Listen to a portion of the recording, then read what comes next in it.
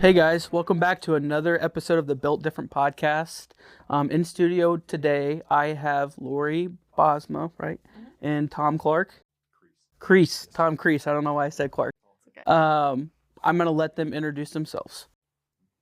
So I'm Lori. I'm a PLPC at Walters Walk, also at Heroes Care. So both are nonprofits. And I started an LLC with Tom here when we were both getting our masters.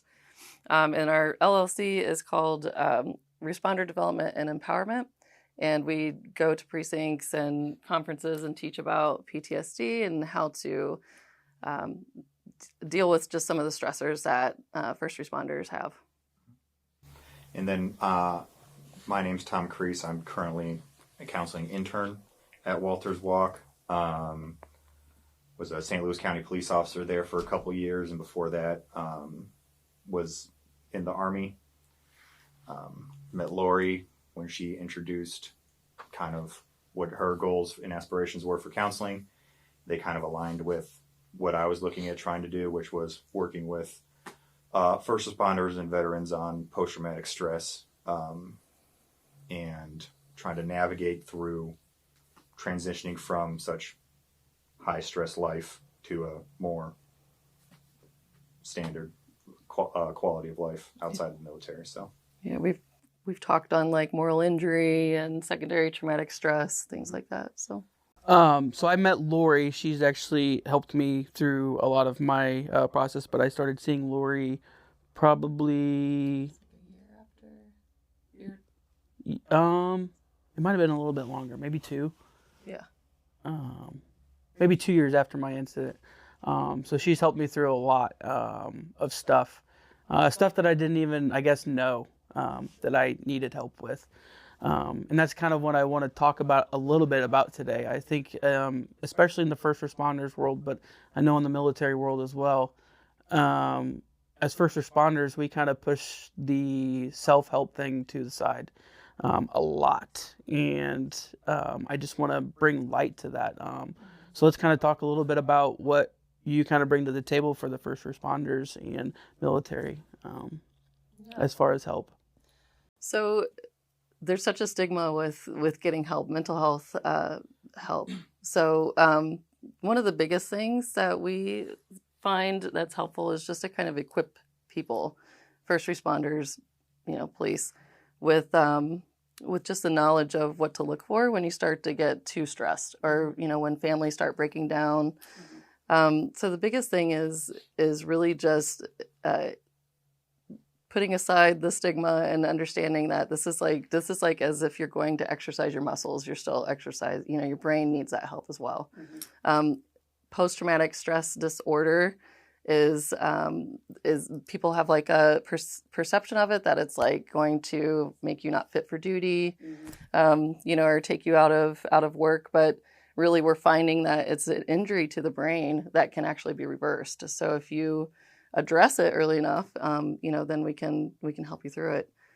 The hardest part is getting the person there, though. Yeah, I think that's a big part of it. I guess I mentioned it, but I didn't know that I needed it until I did go seek help. And then I started to notice a change just in my overall attitude. I had basically come to the point where I was like, I got to do something. I was on medication and stuff like that, but it just wasn't fixing things. And then I noticed me just going to talk with you, even just about I think a lot of our sessions were just about my normal everyday work life now, and how I was adjusting from being a police officer to that job.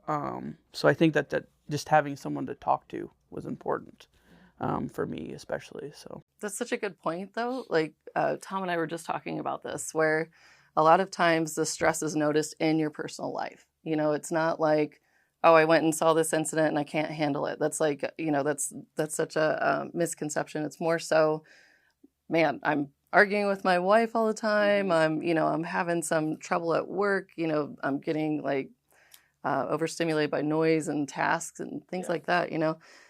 That's really when we start to notice that, there might be like an injury there. Yeah.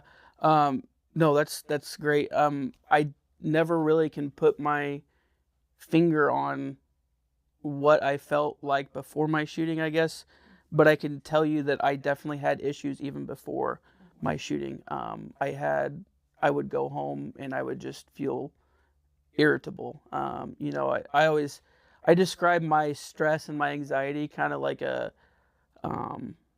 percentage type thing. Like I could feel, okay, my stress is like right here. I can feel my stress from here down, type of thing. And that's just how I've always described it, I guess.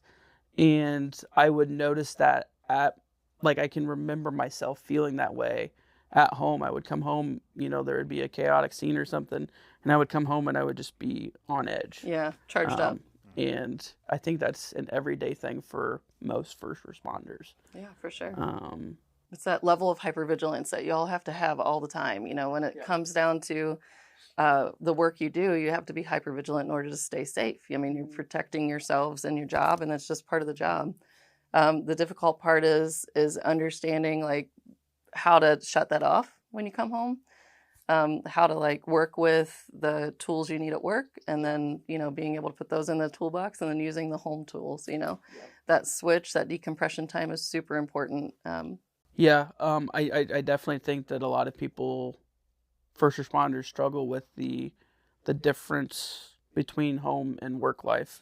And we kind of talked about it before the show, but I noticed a change definitely in my career whenever I started having my drive time. I drove an hour home to work, and I think I have made suggestions to friends and officers to, if they got to take an extra lap around the block, to do that. It's important to not come in, especially into your family, charged up, or even into your house. I was single for most of my career, and the worst thing that I could have done for myself was go in and sit on the couch and watch TV. I just needed to separate that, like we said, that life from my house. So it's definitely something that, that a lot of officers could look at. Yeah. And it's to that note, if you have a partner at home or someone who's at home who's noticing some of these things, and noticing like irritability, it's also important for them to get the education about it. We had a wives group for a little while that was so seemed to be really beneficial. Just kind of giving the education of like, hey, I know it's really stressful. You don't know if your husband or wife are coming home. Like every day you say goodbye and you're not sure if that's going to be the last goodbye. I mean, that's stressful in and of itself.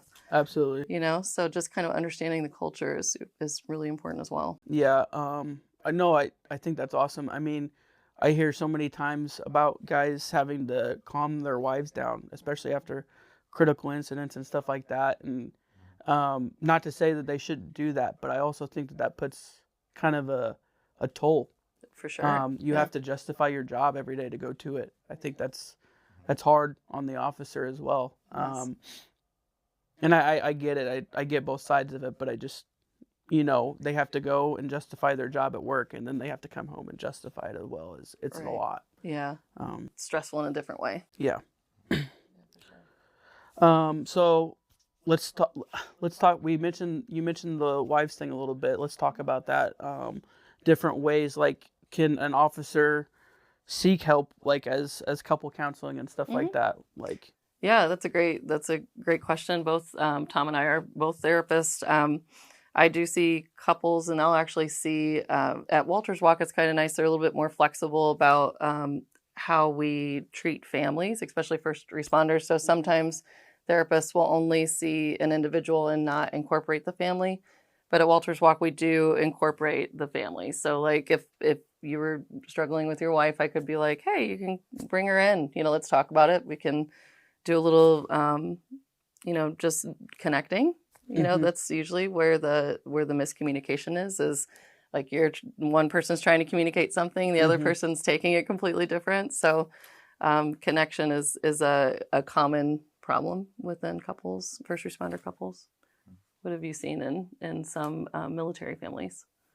Yeah, is really trying to find a lot of the conflicts is just based off of a lack of communication or failed unmet expectations in that communication, trying to explain to a significant other or your kids of like, I had a bad day. I don't want to go into why it was a bad day. Trying to make sure that they know that we're kind of working through some things, but also trying to support them through the process as well. So bringing in the spouse or the family at large gives them an opportunity to be in a safe space with kind of a mediator through the counselor on working through those communication processes and building those skills that can later then be used back at the household. So yeah, that's a really good point too. And having relational rules. So one of the things we talk about is if you have like a boundary, say your partner has a boundary of like, they don't want to hear about, animal cases or child cases, but, they're okay with hearing about, other cases that weren't as serious, like shootings or, like not that shooting is not serious, but emotionally charged, I should say. So having those relational rules and understanding is really helpful in just addressing some of the like elephant in the room, when you come home and you're just feeling like super heavy. I don't know if I can share this with you, having that already planned out can really help that connection.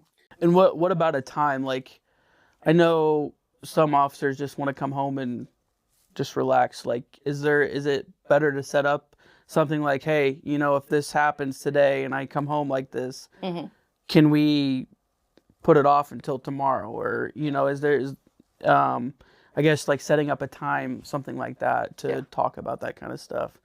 I kind of do that with my wife now, like, because she would at first come, like I would come home and she could just tell. And she'd be like, hey, what's wrong? And I'm like, give me an hour or two, Let me process this myself. Yep. Yeah. So I think that was a big part for us, especially as a young married couple, figuring out even everyday life, right. Let alone the police aspect outside of it. So yeah, for sure. I usually say no less than 15 minutes, 30 minutes is a good sweet spot. Dr. Gilmartin, I can't remember his first name. He writes a book that's handed out to a lot of officers, but it's about basically this biological roller coaster of hypervigilance. So like you're hypervigilant all day, you're charged up, you're watching for safety issues, and then you come home and there's like people coming at you. They want to hug you. They want to say hi. And they want to know about your day, because your job is exciting. It's one of those jobs that lots of people like to hear about no matter what.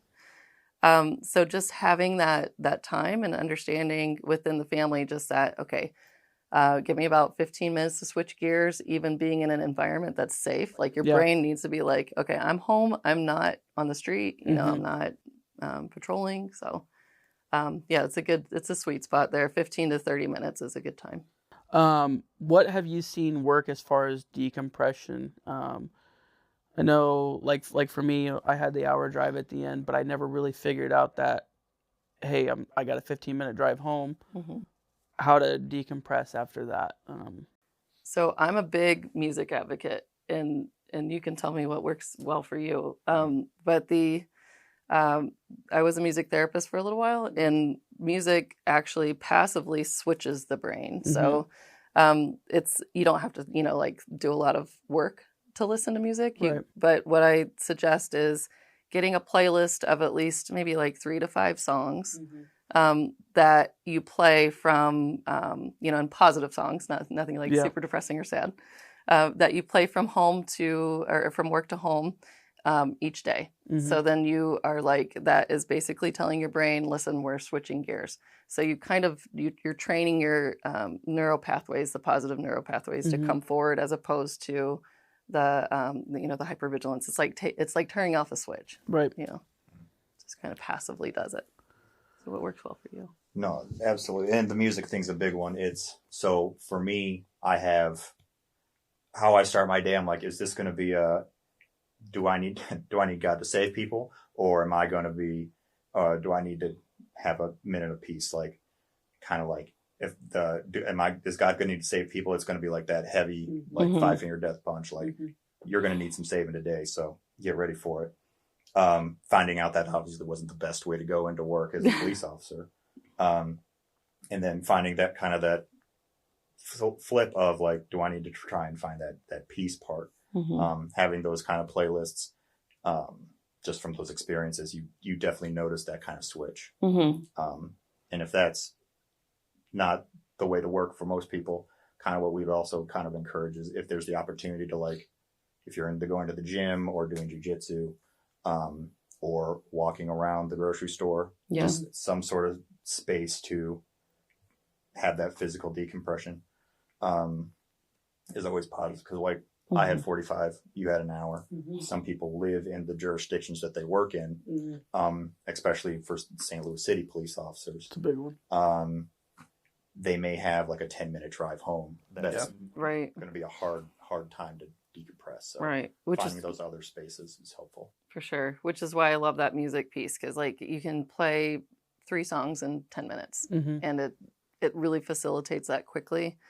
I mean, I'm a big, as you know, a big proponent of EMDR. EMDR is eye movement desensitization and reprocessing. It's a technique for therapeutic processing of trauma. And once you do EMDR, there's some techniques that you can pass through for home life as well, like tapping. Sometimes if you cross your arms, you do this, and you just kind of tap back and forth. That can help switch your brain over. Thinking of quiet and calm places, like I like the 5-hand breathing too, where you trace your hand and you breathe in, you pause, and you breathe out. And this can help switch, because what you're doing is you're engaging both sides of your brain and you're really focusing in on that. So these are kind of quick switches that help switch the brain, but anything that can kind of facilitate that getting out of hypervigilance and into like home life. Right.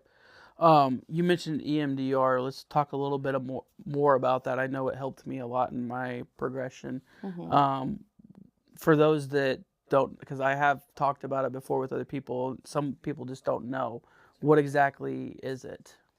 So it's I'll try and explain this fluidly. I trip a little bit on this one, but essentially we all have a backpack of books, okay? And those books are one memory each, right? So we're carrying this backpack around, and with PTSD, what we do with those memories is we take them out, we read them, and we put them right back into our backpack. What EMDR does is it takes them out, we process it with the facilitation of bilateral stimulation, which is basically like you're holding these, what we call tappers, and they just vibrate back and forth in your hand.